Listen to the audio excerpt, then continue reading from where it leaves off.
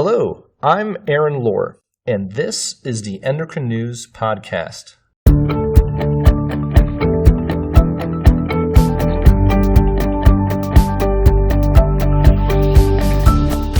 We're having a delightful time at Endo 2019 in New Orleans, and today we're talking about polycystic ovary syndrome, or PCOS, and specifically racial differences in anxiety and quality of life in patients with this condition. And joining us today is Dr. Anuja Dokras of the Hospital of the University of Pennsylvania. Thank you for joining us. You're welcome. I'm happy to be here. Your endo presentation is titled Racial Differences in Anxiety, Depression, and Quality of Life Between White and Black Women with PCOS and Controls. Can you tell us a little bit about PCOS, its prevalence and symptoms?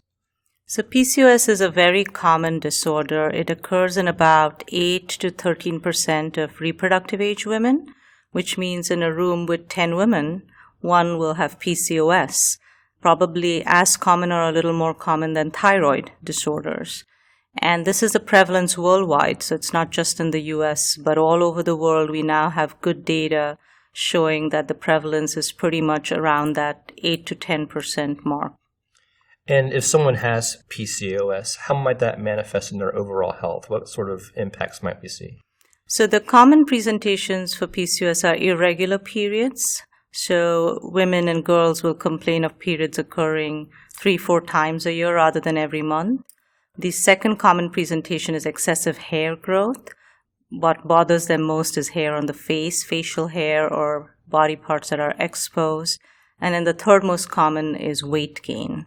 So these symptoms then result in short and long-term implications as well. So besides regulating their periods, helping them with managing hair growth, these women have a slightly higher risk of diabetes, slightly higher risk of cholesterol issues, high blood pressure, and weight management is the number one complaint that these patients have.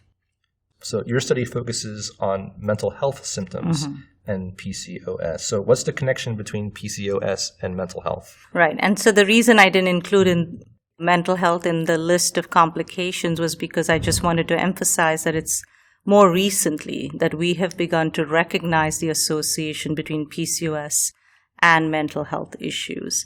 And so we were one of the first groups to do studies on the risk of anxiety and depression in women with PCOS. And now there are several studies, again, all over the globe that show that young women with PCOS have a higher prevalence of depressive symptoms, higher prevalence of anxiety symptoms, higher prevalence of eating disorders.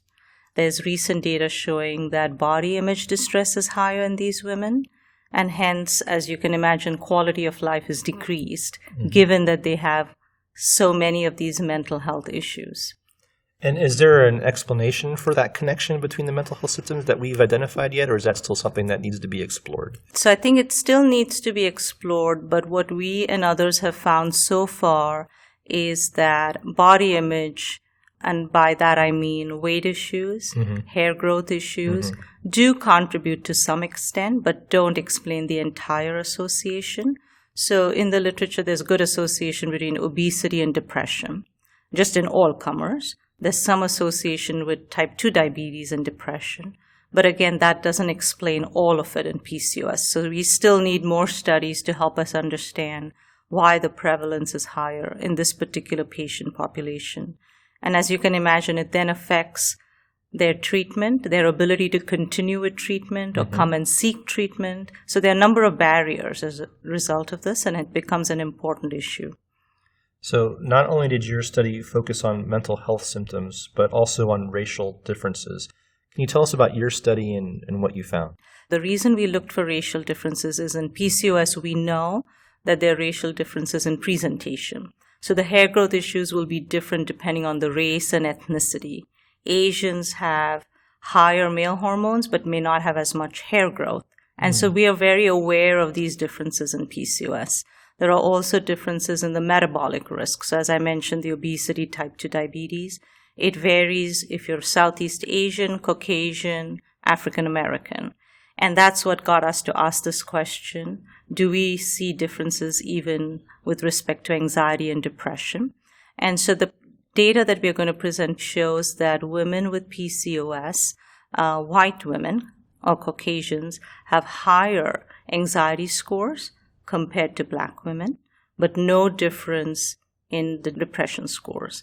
And this is pretty similar to the background of the control population. So in the general population in the US, the prevalence of anxiety is slightly higher in Caucasians compared to African Americans, and no differences in depression scores or the prevalence of depression. So our PCOS population mimics the background risk.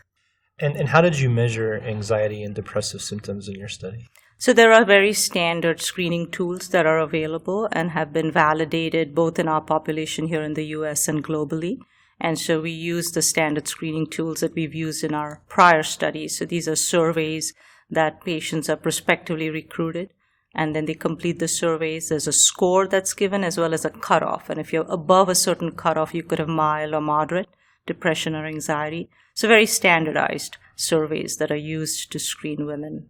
And again, no real explanation as to why Caucasians might have a higher anxiety score in the study. It's just something that is reflective of what you're seeing even in the controls. You're seeing it here as well, but still not quite sure why that might be. Right. Not quite sure why that might be, but I think we do have some pointers. So what we tried to do was to look at the associations with hair distribution, male hormone levels, body image, so BMI, body mass index. And what we found was that there was an association between high BMI and anxiety, again, leading to that supposition that body image might affect the anxiety scores. But we saw that in both, in African Americans and Caucasians. So in answer to your question, it doesn't explain the difference, but it gives us pointers as to what we could treat to help improve these symptoms.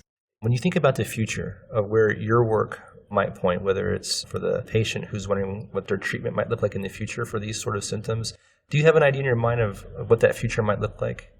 You know, the first line treatment for PCOS is really lifestyle modification. And I think our studies show that lifestyle modifications will indeed play an important role, because improvement in weight does improve overall mental health.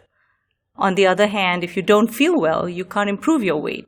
So it's cyclic, and there are barriers both ways, and we really need to address the problem comprehensively and not just one aspect of it. So when we understand these links better, when we recognize racial issues, I think we'll be in a better place going in the future to be able to look at our patient in a more personalized way, rather than say first-line treatment, lifestyle modification. But now we could say first-line treatment in somebody within these weight ranges or with these ethnic backgrounds, what else do we need to do? And we could start having a more personalized approach. I just wanted to say thank you so much for taking the time and being with us on the podcast and sharing your work. Thank you. Thank you. That's all for this episode. Thank you for listening to the Endocrine News Podcast.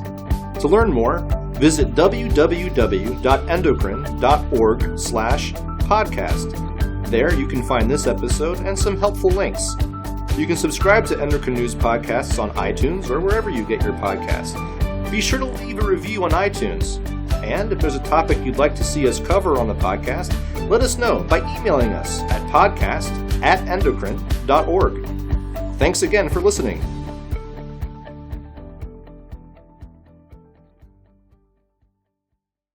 Endocrine News Podcasts are a free service of the Endocrine Society. To learn more or to become a member, visit the Society's website at www.endocrine.org.